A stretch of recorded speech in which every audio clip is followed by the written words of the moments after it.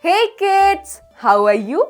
I hope you all are doing absolutely fine. So today we are going to learn about pronoun myself.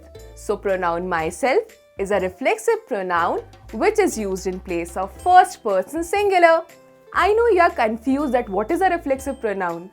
A reflexive pronoun is a pronoun in which the subject of the sentence and the object of the sentence both are same. Let's take one example. I served myself.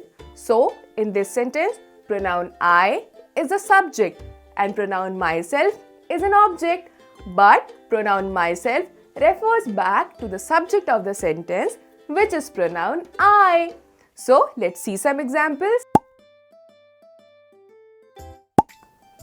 So, Rudy, our first example of pronoun myself is I am proud of myself. So, in this sentence, pronoun myself is used as a reflexive pronoun.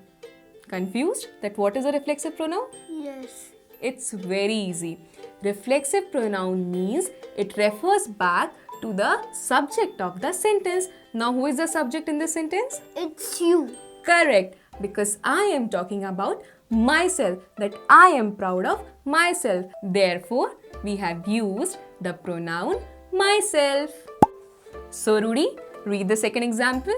I did my homework myself. Correct. So, as I told you, that myself is a reflexive pronoun, which means the subject, which is pronoun I, and the object, which is pronoun myself, both are referring to the same person, which is me, which means the speaker. Therefore, we have used the pronoun Myself. absolutely correct. So, Rudy, our last example of pronoun myself is I can cook food by myself. So, in this sentence, the subject, which is pronoun I, and the object, which is pronoun myself, both are referring to the same person, which is the speaker, which means it is referring to me only. That's why we have used the pronoun myself. Got it? Yes. Very nice. So, I hope you're very clear that what is pronoun myself. With this, bye-bye.